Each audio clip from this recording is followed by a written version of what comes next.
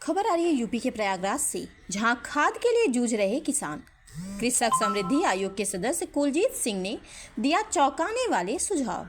खबर के बारे में विस्तार से जानेंगे, उससे पहले लेंगे एक छोटा सा ब्रेक के बाद जल्द हाजिर होंगे। इस खबर के प्रायोजक हैं फास्ट को। जल्दी हो जाना तो फास्ट को बुलाना।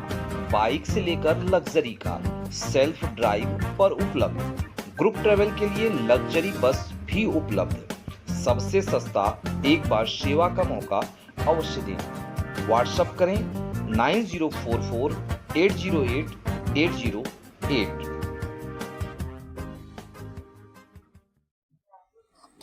ब्रेक के बाद आप सभी का स्वागत है। खबर है यूपी के प्रयागराज जिले से, जहां आज कृषक समृद्धि आयोग के सदस्य कुलजीत सिंह ठाकुर ने खाद की दुकानों का भ्रमण किया और देखा खाद के लिए किसानों को कितनी मेहनत करनी पड़ती है। वहीं कुछ किसानों को ज़्यादा दामों पर खाद मिलती है। बढ़ती खाद की समस्या को देखते हुए इस समस्या के निराकरण के लिए सरकार का ध्यान केंद्रित करते हुए अपने सुझाव को मीडिया के सामने साझा किया। देखिए यूपी सेंट्रल से मनोज सिंह की रिपोर्ट। कम अब इस समय क्या जरूरत है? इस समय सब्जी का काम हम लोग करते हैं। हाँ, उसमें डीएपी लगती है। कल कितनी है सब्जी आपके पास? क्या बीघा? 1 बीघे लगभग। 1 बीघा। तो आपके जैसे कितने किसान हैं? तमाम है। तमाम संख्या होती है 1000 2000 7 8 10 7 8 एक गांव की बात मैं कर रहा हूँ। एक गांव में कितने किसान हैं? 7 किसान तो बहुत है, लेकिन 7 8 10 लोग सब्जी का काम है। उनको डीएपी चाहिए जी।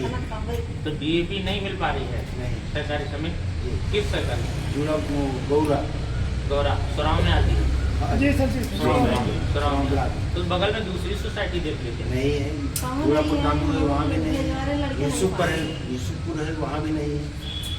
तो खाद हम दिलवाएं, बात करेंगे हम सहकारी समिति से बात चेक लगा हुआ है, वहाँ के सचिव जी बताते हैं कि हाँ चेक लगा हुआ है। चेक 2 महीने से लगा, लगभग 2 महीने से ज़्यादा हो। 3 महीने तो सब्जी होती है। 2 महीने से चेक लगा हुआ है। अभी 2 महीने चेक लगी, खाद नहीं आई, सब्जी की उम्र तो 3 महीने है। अभी बोई जा रही है ना, भिंडी वगैरह पीछे थी, बरसात की भिंडी अब बोई जा रही है। तो आपको खाद मिलेगी। मैंने सोचा है इस पर मैं काम करूंगा और इस सुझाव में सरकार को। आपका जो सुझाव है, इससे सरकार और किसान को लगभग कितना हित होने वाला है? देखिए, सबसे बड़ी बात तो सरकार के ऊपर जो लांछन बेवजह से लगता है। हम हर समय इतनी खाद मंगाते हैं कि पर्याप्त खाद रहती है, उसमें लालच में कुछ लोग 2 बोरी की ज़रूरत है 4 ले लिए, 10 बोरी की ज़रूरत है 20 ले लिए, तो उसको हम कंट्रोल करते हैं, तो उससे कोई दिक्कत नहीं रहेगी। ये समस्या भी हट जाएगी, हमारे ऊपर लांछन नहीं लगेगा, पारदर्शिता आएगी और किसानों को टेंशन नहीं रहेगा कि खाद नहीं है।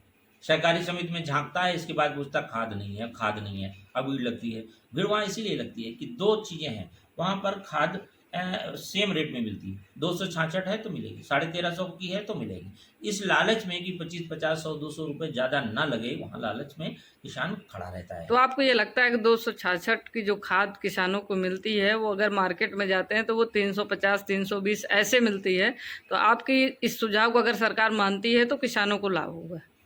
350 तो हम नहीं कह सकते हैं कि 265 से 10-20 रुपये, 300 350 लोग बोलते हैं, लेकिन ये जरूर है कि वो 266 की नहीं मिलती है। 20 25 50 बढ़ा करके ही देता है और उनका हक भी है, क्योंकि उन्होंने पैसा लगाया है, रखे हैं, लाद के लाए हैं, तो उसका वो नाजायज़ फ़ायदा लेते हैं। 10-20 रुपये ले लें तो किसानों को दिक्कत नहीं होगी। तो इस पर हम कंट्रोल करना चाहते हैं। आप प्रॉफिट लीजिए, 10-5% लीजिए। व्यवसाय का मतलब है 10-5%, ना कि दूना तो फिर वो अत्याचार हो जाता। तो इसको हम रोकने के लिए ये स्कीम को, इस सुझाव को सरकार को बहुत जल्दी देने वाले हैं, ताकि आगे जो गेहूं की फसल आने आएगी, इसमें हम अगर ये लागू हो जाता है तो किसान को कहीं कोई दिक्कत नहीं होगी और एक निश्चित दाम पर, उचित मूल्य पर खाद मिलेगी और टेंशन नहीं होगा कि खाद मिलेगी कि नहीं, खाद खत्म हो गई। वो खाद पूरी मात्रा में आती है, लेकिन यही इन्हीं में चली जाती है जो पंजीकृत दुकानें हैं। ये सुझाव हमारा है। ठीक है, बहुत बहुत धन्यवाद आपका। आप किसान आयोग समृद्धि के सदस्य हैं और कहीं न कहीं किसानों के हित की बात करते हैं, लेकिन अभी बात करें अगर खाद की, कहीं न कहीं ये बहुत ज़्यादा समस्याएं हैं। खाद ख़त्म हो जाती है और ज़्यादा रेट पे खाद मिल रही है। तो आपने सर्वे भी किया, जगह जगह आपने निरीक्षण किया, क्या आपको देखने को मिला किसानों के बीच में? ये बात आपकी सही है कि खाद जब समितियों में नहीं मिलती है तो जो पंजीकृत दुकानदार देते हैं वो कुछ न कुछ ज़रूर बढ़ा लेते हैं और उसमें हमारे किसानों को तकलीफ़ होती है। इस पर मैंने कई जगह देखा है, ये समस्या आई है, किसानों से भी वार्ता की है, लेकिन इस पर अभी कोई ठोस नीति नहीं बनी है। इसलिए मैंने सोचा है कि सरकार को एक मैं सुझाव दूँ जो पारदर्शी है और जिसमें सरकार की छवि भी साफ सुथरी बनी रहे, किसानों को दिक्कत ना हो और पंजीकृत दुकानों के ऊपर जो आरोप लगते हैं कि ये ज़्यादा बढ़ा के देते हैं, उनकी भी समस्या इस सुझाव से हल हो जाएगी। वो सुझाव ये है कि किसानों की जो समस्या होती है कि हमें खाद नहीं मिल रही, तो इसमें हमारी समितियों को जो खाद आती है उसको ऑनलाइन हमारे जो पंजीकृत दुकानदार हैं उनको सब ऑनलाइन स्टॉक होना चाहिए और वो ऑनलाइन हमारी समितियों में दिखना चाहिए, ताकि हमको ये पता लगे कि एक छोटे से कस्बे में 5-7 दुकानें हैं तो वहाँ पर 1500 अगर जमा है तो 7 दुकानों में 7 दूनी 14 के लगभग 14,000 के लगभग हमारी वहाँ पर बोरियां इकट्ठी हो गई हैं और समितियों में आई है 2 ट्रक, तो वो 2 दिन में ख़त्म हो गई है। तो इसलिए जब ख़त्म हो जाती है तब ये लोग मनमाने पैसे की जुगाड़ में रहते हैं। हालांकि सरकार उसमें चिंतित रहती है, जिला कृषि अधिकारी भ्रमण करते हैं, हमारे मुख्यमंत्री और हमारे प्रमुख सचिव जी ने भी भ्रमण के लिए कहा है कि लोग किसानों की समस्या को देखें और ज़्यादा पैसा ना लें। तो हम चाहते हैं कि ये सुझाव सरकार को हम बहुत जल्दी पहुँचाएँ कि उसमें ऑनलाइन खाद रहे और खाद की मॉनिटरिंग हमारे समिति जैसे करें।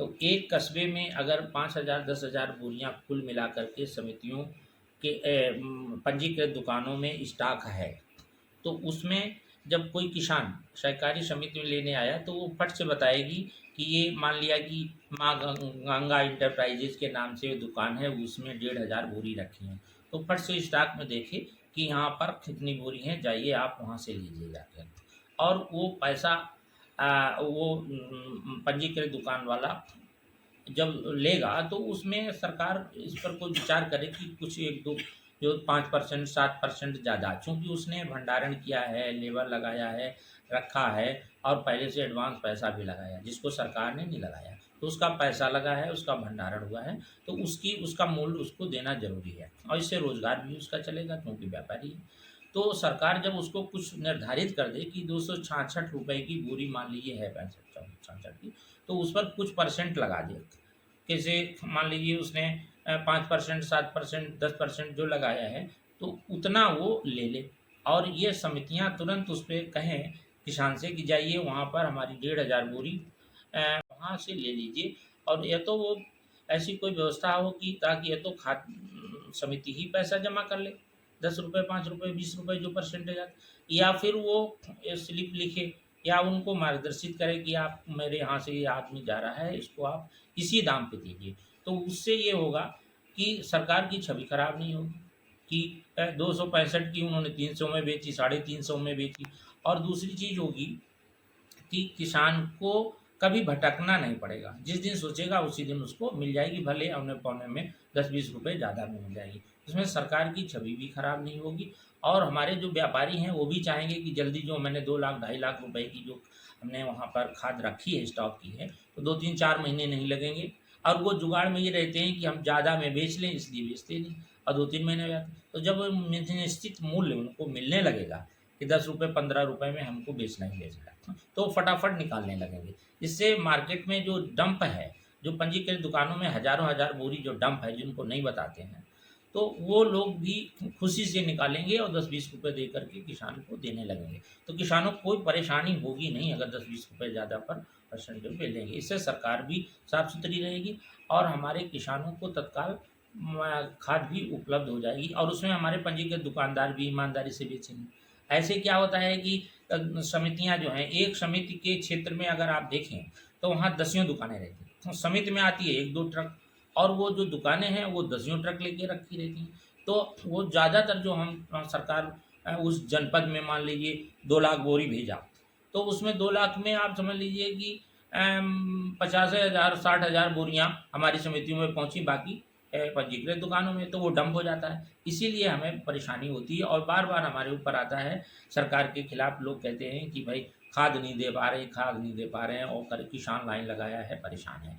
तो इस समस्या से अगर हमें निपटना है तो इस तरीके से पारदर्शिता से हमको इसको लागू करना पड़ेगा। ये सुझाव हम सरकार को बहुत जल्दी, हमारे कृषक समृद्धि आयोग है, हम ये बना करके प्रमुख सचिव जी को, माननीय मुख्यमंत्री जी को, प्रमुख सचिव कृषि को ये भेजने वाले हैं कि इसमें किसान को भी फायदा है और हमारे दुकानदार भी स्टॉक नहीं करेंगे। जो black list, legal black list में काला भंडार, काला कारनामा होता है, मतलब लीगल होता है कि भाई हमने परमिशन लिए 2000 के हम रखे हैं कागज पे, लेकिन वो 2000 उस क्षेत्र की अगर उसमें रख दी गई है तो वो किसान को शार्ट पड़ गई, क्योंकि एक निश्चित दाम, जैसे हमने 2025 में 24-25 में अभी 25 लाख मीट्रिक टन खाद खरीदी, तो इसमें अगर 10 लाख मीट्रिक टन हमारे गोदाम में चली जाए और रजिस्टर्ड दुकान में चली जाए तो उसको कालाबाजारी भी नहीं कर सकते। तो उससे हमको ये फ़ायदा हुआ कि ऑनलाइन हमें पता लगेगा कि हमारे हर दुकान में, ज़िले में, ब्लॉक में कितनी खाद है स्टॉक में हमारे पंजीकृत दुकानों में, और सहकारी समितियाँ